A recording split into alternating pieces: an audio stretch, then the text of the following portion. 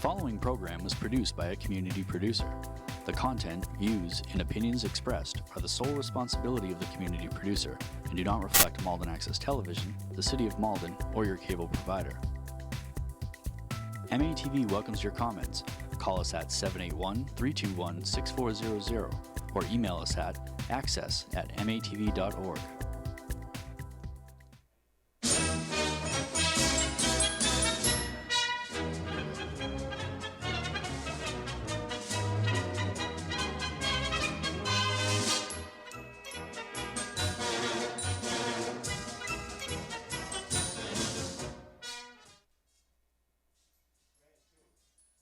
Welcome to the DAV Chapter 85, Malden. Their regular talk show host, Mark Golub, is not in today. We have Debbie Olson from the DAV Chapter 85, Malden, and also the state commander. And unfortunately, Bill Lloyd, the commander of the Malden Post 85, is out sick. We wish him a speedy recovery. So now we'll start our show as soon as we are ready and able to begin.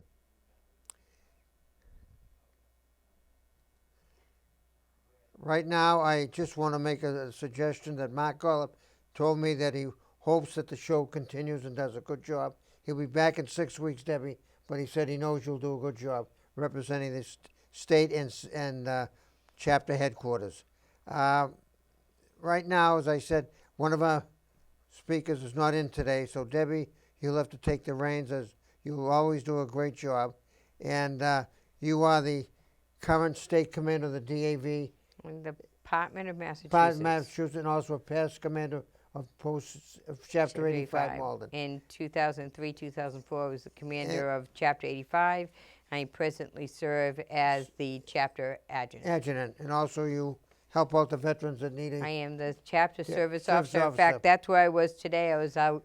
I was doing claim work for veterans, and well, you do a great job, and I know you take care of veterans, and you have a large family.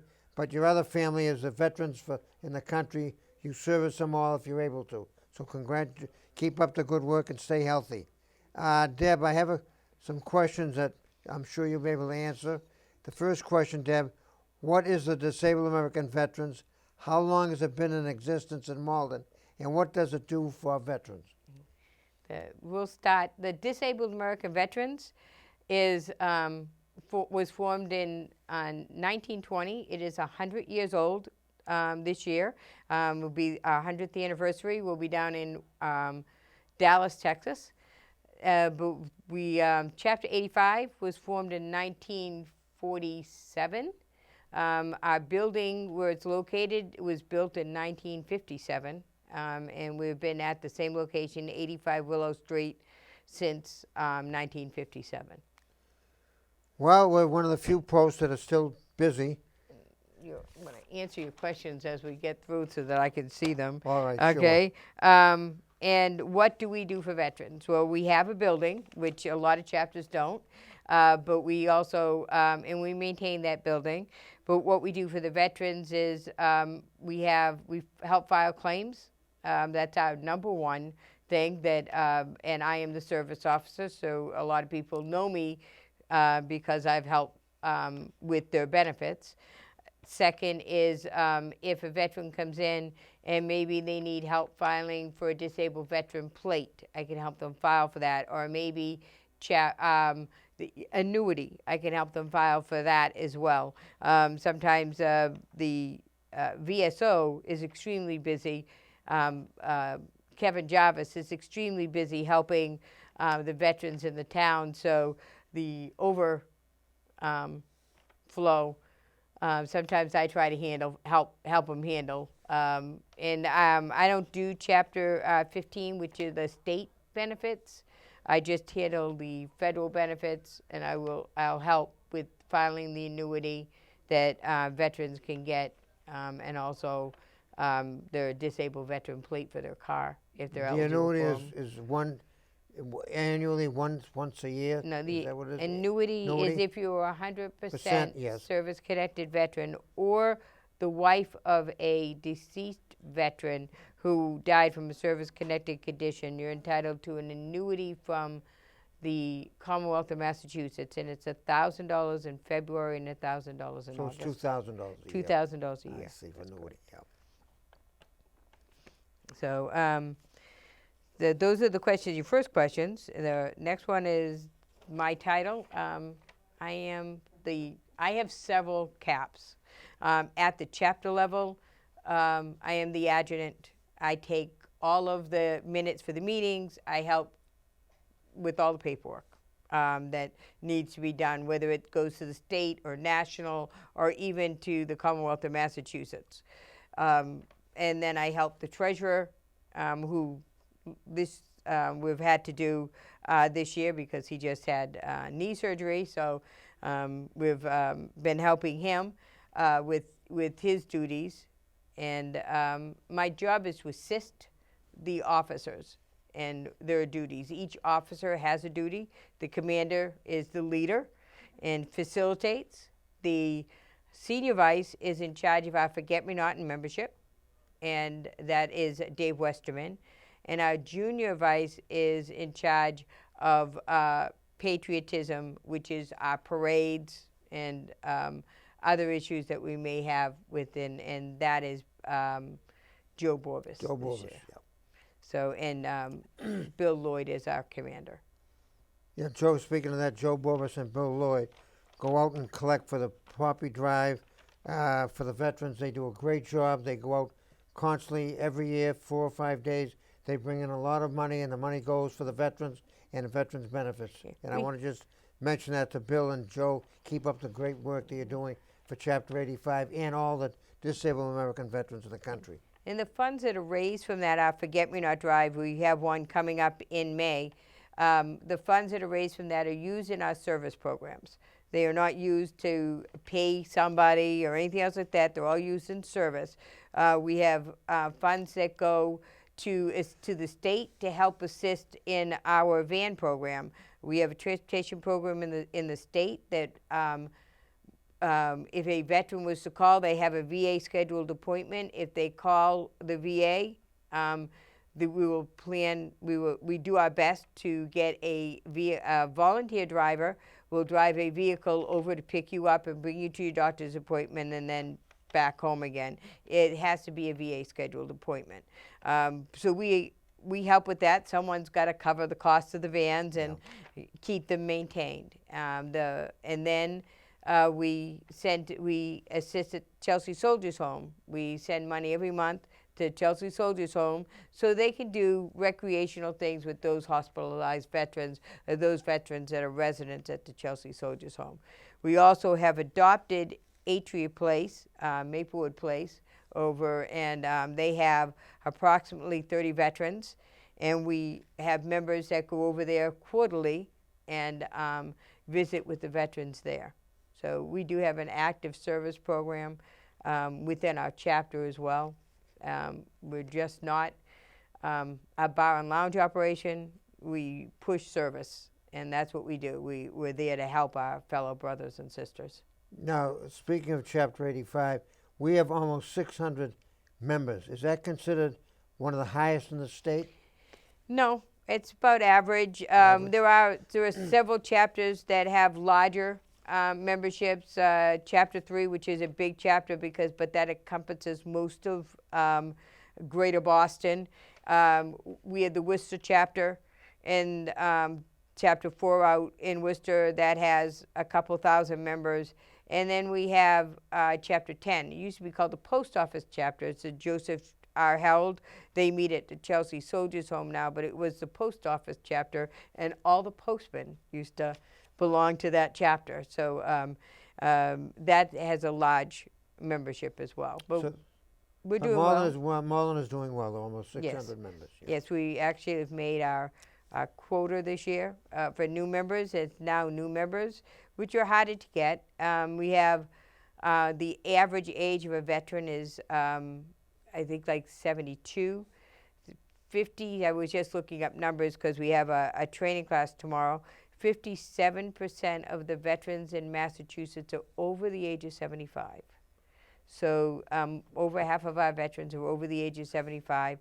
And so finding new members. Now it's our Vietnam vets and Korean War vets, and we have Gulf War, and we're looking for younger veterans because we want to be able to train our younger veterans in what we do so that they can pass it on to other veterans. And when I'm the young one in the group, we need younger members. So. Well, you need the young members to do a lot of the work and be able to come to the meetings. That's correct. Well, it's more because these younger veterans are going to be able to relate better to their fellow brothers and sisters. I didn't serve in Iraq and Afghanistan. That's a different type of war, and these younger veterans are going to know what it's like to serve there. And most of our NSOs now, National Service Officers at the JFK, are Gulf War, or Iraq and Afghanistan war veterans. So they're younger veterans, and they have a better understanding of the difficulties that the veterans have, with the men and women coming back now. And especially since a lot of them are reservists, they're not going back to a base, they're coming back into a community. So it's our responsibility as a community to help these veterans when they're coming back. Did I still? Well, I feel bad that you have to do all the answering of the questions, but unfortunately Bill is sick, and so I'm going to give it to you, but you have the capability of one of the outstanding commanders in the country, actually. Let's see.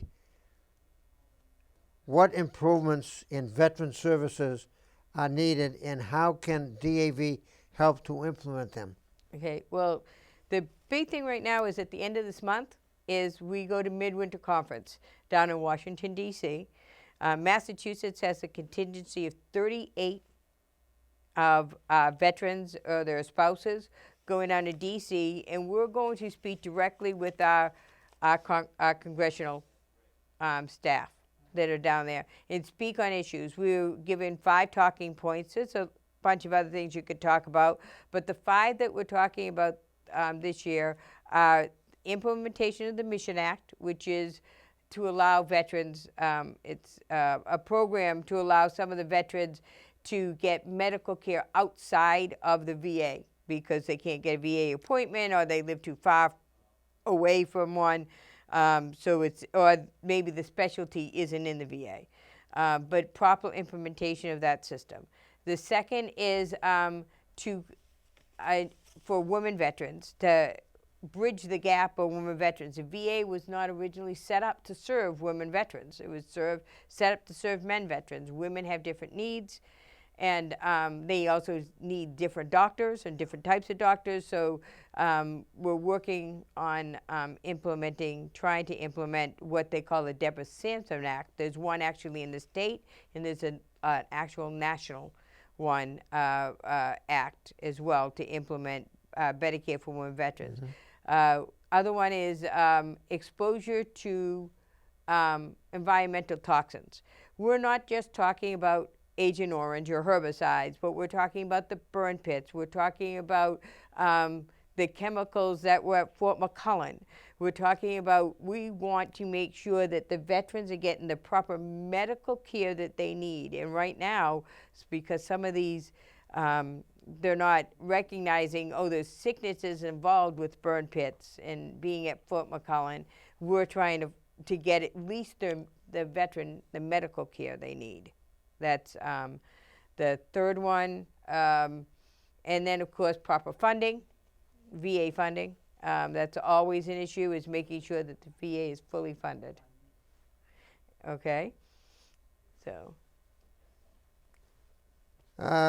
This question, Debbie, what improvements in veteran services are needed, and how can the DAV help to implement them? You know what? We're going to have a break, and we're going to answer that question. I'll answer that question as soon as we come back. We're going to take a break. I'm glad you mentioned that, Debbie. It's 15 minutes. We'll take a short break. We will be back to complete the program of the DAV Chapter 85. A promise was made. A promise that hit the beaches of Normandy. A covenant that split the skies over Berlin. A vow that captured Iwo Jima. A promise was made. A solemn oath that liberated Seoul. a sacred trust that defended Khe Sanh, a pact that dug in Da Nang, a contract that weathered Tet.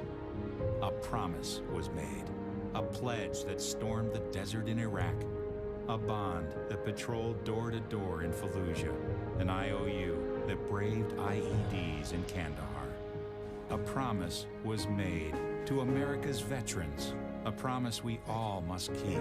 DAV fights for all veterans and their families so they get the health care, financial benefits, and support they earned. If you're a veteran who needs help or you'd like to help us keep the promise, visit DAV.org. Thank you. We are back at Chapter 85, and fortunately we have a great speaker here that knows all the answers, the State Commander of the DAV, Debbie Olson, and we have a few more questions, Deb. I'm sure you can answer them very easily. What improvements in veteran services are needed, and how can the DAV help to implement them? I'm just speaking about some of the legislation issues. The best way is we have a program called the Kahn Network, Commanders Action Network. Any person, anyone out here can listen to it. You don't have to be a veteran, you don't have to be related to a veteran, but if you're interested in veterans' causes, you can go on the DAV.org and go under the Commanders Action Network and sign in. And you'll get notices every now and then that says, hey, this is coming up, a bill is being introduced, and either we support it or we don't support it. And we'd like for you to contact your Congress rep, congressional rep. Now, it's so easy to do because you're already signed in. It already knows who your congressional rep is. Yeah. You just turn around and say, you just click on it, say, go to the bill number and say, please support this bill, review what the DAV has said. You can put a small note on your own and hit send, and it sends it to your congressional rep. It's so easy to do. And I get probably 1 or 2 of those a week at least. And I can go out on Facebook under the DAV website and actually pull up the Kahn Network as well and look at what things are being said. Now, as for Massachusetts, the Commonwealth of Massachusetts, we have excellent benefits in this Commonwealth. People just need to know what they are. So we need to advocate and let people know what benefits are out there for them. I mean, and the benefits are not just for the veteran. If you are a surviving spouse of a veteran or a child of a veteran that you're going on to college, there are ample things out there that you need to know about, programs that are there that are available to assist you in getting better in life. And if we don't know them, again, I don't know how many times someone comes up to me and say, I didn't know I could file, I had an eligibility for that. I didn't know that that existed. I didn't know I could go to school, because they're not informed. So the big thing the DAV can do, every chapter, every member, every auxiliary member, is to inform the public as a whole what veterans' benefits are and where to go to get the help that they need for them. Because if they don't know, we have veterans right now that are living on the street. If you walk any column, you'll see somebody holding a sign that said, I'm a veteran and I'm homeless. Yes. That is just unacceptable to me, to have a homeless veteran. The thing is a lot of them just don't know where to go for help, that we could get them help, get them into at least a shelter over their head, and then get them into programs to help them better themselves. Who is a state representative that helps out the veterans? You mentioned a congressman or a representative. We all of them do, but Stephen Lynch is awesome on helping us out. Yeah. Representative Clark has helped us out. Yeah. Markey and Senator Markey and Senator Warren have helped. So, I mean, they're all out there regularly helping the veterans. Yeah. We have a contingency. Jesse Flynn is our legislation. He's our assistant adjutant, but he helps handle our state legislation. And Will Egan is our benefits protection team lead this year. So he kind of puts out the word about all of the federal benefits that may be available. And then that's what we have in every city that has a DAV. There's a service officer, and that's what that service officer is supposed to be doing, is helping veterans know what Do you their have to have over benefits are. 10,000 people in a city to have a service officer? I That's don't what know. was told. I cannot give you the exact Yeah. numbers, and I don't want to give you bad numbers, but most cities do have Of a a full-time Service officer, service, veteran service officer. a veteran service Service, officer yeah. in the city. The DAV is totally separate from them. What we do is kind of take some of the load off of the VSO when we can. And the VSOs do a lot of state claims, but they also do a lot of regular claims. They help the spouses in burials. That's a big thing, is that they a veterans die, so they have to intern them, and they don't know what their rights are, and they usually go to the veteran service officer for that. And they keep track of the veteran service officers can help keep track of their DD-214s. They can also help keep track of where they're laid to rest in the city. The veteran service officer knows where our veterans are laid to rest, and they coordinate the Memorial Day ceremony. Plus, Okay. as everyone knows, to die today with the veteran or non-veteran, the expense is astronomical. So the veterans do get a lot of help as to where they could be buried at much less expense than a regular public cemetery, correct? Right, and Yeah. some of them want to stay local, Yeah. but some of them want to Yeah. want to be laid to rest. They'd be laid to rest at Bourne. There's another national cemetery out in the western part of the state. If you qualify, you could be laid Yeah. to rest in Arlington. So Deb, near the end of the show, how does the DAV in Massachusetts stand up against DAVs in other states, and why? I believe that the state of Massachusetts, the DAV of Massachusetts, stands up above a lot of the other states. A lot of states have their own programs, but when we're doing things, National looks at us. National actually does come to us and say, our national organization looks at what we do. Sometimes this year at our department convention, the National Commander will be coming there, which is Stephen Butch Whitehead will be at our convention in June up in Leominster, which is interesting. But we're having, I do believe that for the state of Massachusetts, we have over 100 service officers. That's our big thing. We have 100 service officers to help veterans across the state. We have a very active volunteer for drivers. We could always use drivers for our van program. Anybody interested, please call the chapter. They don't have I'll to let be you a know how to veteran do to be a that. driver? Do not have to be a veteran. Correct. But we always use drivers to get our veterans back and forth to their doctor's appointments. So, but we do have a program. We also have programs at the VA hospitals where we have volunteers that will, some just sit with the veterans while they're waiting to have surgery. Some maybe will walk them to their next appointments. We do a lot of things inside the hospitals. As you know, Yes. Arthur, when you go up to Chelsea Soldiers Home, you will bring the veterans down to Physical their therapy. physical therapy Yes, or I their do. recreations, and that's needed. It is. The final question, Deb. This is a tough one. When your term of service has been completed, what would you like to do at the DAV? And I'm sure your whole life is for veterans. But after you complete your year of service as state commander, do you have any idea what you'd like to do? My term of service will never be over. Okay, it will never be over. My title may change. I may not even have a title, but assisting veterans, as with all of our line officers at 85, with assisting veterans, that's what we do. That's what we want to do. That's our passion. And so as personally, I will speak for myself, my tour of service will never be over. I will always be there to help my brothers and sisters in arms. That's what I thought. You're a veteran service officer for the rest of your life. You love veterans. They love you. And the bottom line is you take care of them as best you can. You do a great job. So continue your good work, Debbie. And we appreciate that you're here today representing the state DAV. Okay. in And Macomb, on behalf Massachusetts. of Will Hoey, I'm sorry, Bill Lloyd, I want to say thank you for sharing our program.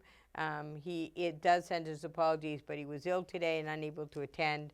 But just want to let you know Well, that, and he's also there to assist any veteran that may need assistance. He is. We'll try to have him on at a later date. And so that does it for our program today. And Mark Golub, wish you a safe trip, and we'll see you in 6 weeks. Thank you very much.